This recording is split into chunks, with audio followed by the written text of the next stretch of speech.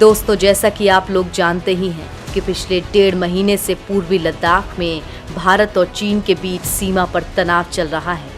15 जून को गलवान घाटी में हुई झड़प के बाद तो ये तनाव अब चरम पर आ चुका है। आलम यह है कि दोनों देशों ने ही सैनिकों से लेकर तमाम साजो सामान सरहद पर तैनात कर दिया है। असर देखकर लग रहा है कि दोनों देश बस युद्ध के मुहाने पर खड़े हैं।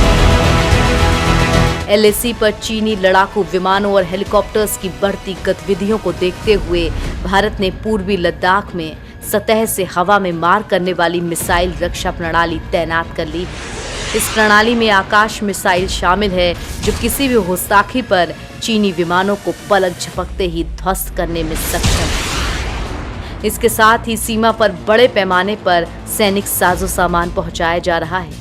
सेना की 3 डिवीजन वहां और बढ़ा दी गई हैं। ये सारी तैयारी टकराव की नौबत आने पर चीन को मुंह तोड़ जवाब देने के लिए की जा रही है। दोस्तों, इन सब के साथ ही भारतीय लड़ाकू विमान भी लगातार सरहद की निगरानी कर रहे हैं। इसके साथ ही अपाचे हेलीकॉप्टर और चिनूक को भी तैनात कर लिया गया है। एक तरफ जहां चीन लगातार LAC पर घेराबंदी कर रहा है, तो दूसरी तरफ भारत भी चीन को हल्के में नहीं ले रहा और फॉरवर्ड पोस्ट पर सेना को मजबूत कर रहा है। दरअसल दोस्तों, चीन की किसी भी चालबाजी से निपटने के लिए सेना ने पूरी तैयारी कर रखी है। इसके लिए अब पूरे सेक्टर में एडवांस क्विक रिएक्शन वाली सतह से हवा में मार करने वाली मिसाइल डिफेंस सिस्टम मौजूद है, जो PLF के किसी भी फाइटर जेट को कुछ ही सेकंड्स में तबाह कर सकते हैं। दोस्तों, आज हम आप लोगों को भारत की इसी घातक शक्ति के बारे में बताने वाले हैं। इसके साथ ही हम आप लोगों को बताएंगे कि आखिर चीन और भारत के पास कौन कौन सी घातक मिसाइलें हैं और किसकी मिसाइल ज्यादा खतरनाक है।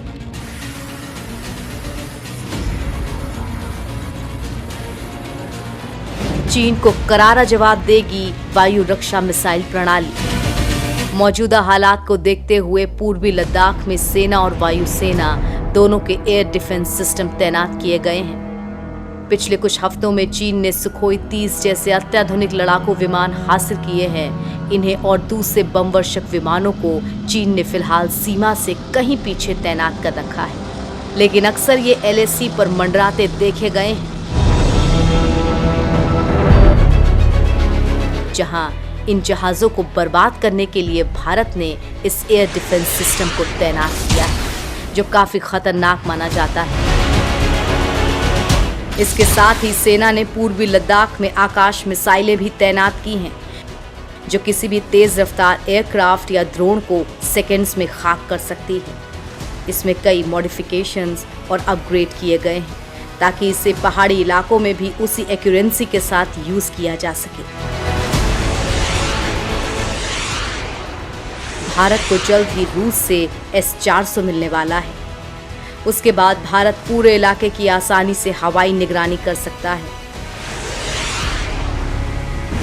पूर्वी लद्दाख सेक्टर में भारतीय वायुसेना के लड़ाकू विमान पहले से ही काफी सक्रिय हैं। कितना खतरनाक है एयर डिफेंस सिस्टम। भारत के आधुनिक एयर डिफेंस सिस्टम में उच्च दक्षता के एक चरण वाले सॉलिड रॉकेट प्रोपेल्ड आकाश मिसाइल शामिल है। सतह से हवा में मार करने वाली ये मिसाइल दुश्मन की किसी भी मिसाइल को 30 किलोमीटर की ऊंचाई पर भी इंटरसेप्ट कर सकती है।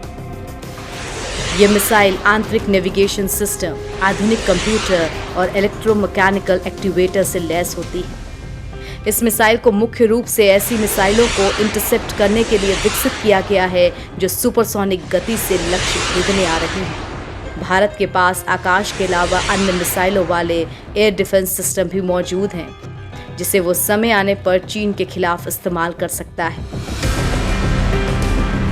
युद्ध में काम आ सकती हैं भारत की ये मिसाइलें। चीन को जवाब देने के लिए भारत के पास वैसे तो कई मिसाइलें हैं, लेकिन पृथ्वी एयर डिफेंस सिस्टम 80 से 120 किलोमीटर तक की रेंज में किसी मिसाइल को संभाल सकता है। ये सुपरसोनिक मिसाइल आसानी से 300 किलोमीटर से 2000 किलोमीटर रेंज वाली बैलिस्टिक मिसाइल को हवा में ही ढेर कर सकती है। इस मिसाइल में लॉन्ग रेंज का ट्रैकिंग रडार लगा है। जो किसी भी टारगेट को लॉक करने में मदद करता है। जमीन के साथ साथ आसमान में भी भारत के पास युद्ध करने की क्षमता है। इसके अलावा भारत का एडवांस एयर डिफेंस मिसाइल किसी भी एलियन ऑब्जेक्ट को उड़ाने में सक्षम है। इसी का हिस्सा है आकाश मिसाइल।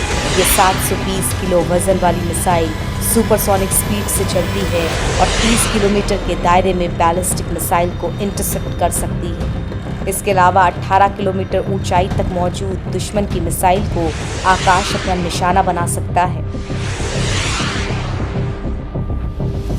वहीं भारत के मुकाबले चीन की बात करें तो उसके पास HQ-9 भी 2 स्टेज मिसाइल है।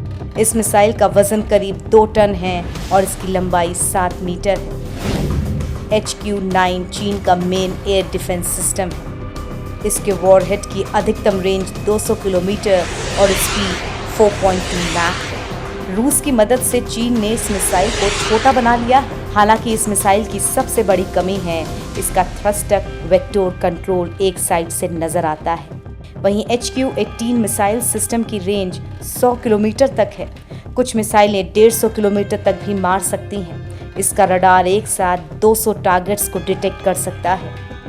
इसके अलावा चीन के पास S-400 की भी खेप मौजूद है, जिससे चीन बढ़त बना लेता है। लेकिन ये बढ़त भी ज़्यादा समय तक नहीं चलने वाली, क्योंकि रूस की तरफ से मिसाइल डिफेंस सिस्टम भारत को जल्द मिलने वाला है। सरहद पर भारतीय वायुसेना कर रही युद्धाभ्यास। चीन से तनाव के बीच भारतीय वायुसेना लगातार अभ्यास कर रही है। इसके तहत सुखोई 30 MKI के साथ ट्रांसपोर्ट विमान और चिनूक हेलीकॉप्टर्स लगातार उड़ान भर अभ्यास कर रहे हैं। वायुसेना के ये विमान साजो सामान लेकर क्षेत्र के विभिन्न स्थानों पर पहुंच रहे हैं और क्षेत्र में सेना की ताकत बढ़ा रहे हैं। ये विमान चंडीगढ़ से लगातार लद्दाख के लिए उड़ान भर रहे हैं। थल सेना और वायुसेना प्रमुखों ने हाल ही में पूरे क्षेत्र का दौरा कर जवानों और वायु सैनिकों का उत्साह बढ़ाया था। खासतौर से पूर्वी लद्दाख क्षेत्र के जवान ज्यादा चौकस नजर आ रहे हैं। बढ़ते तनाव के बीच सेना ने LAC पर सैनिकों की तादाद बढ़ा दी है। सेना ने यहाँ 3 डिवीजन बढ़ा दिए हैं।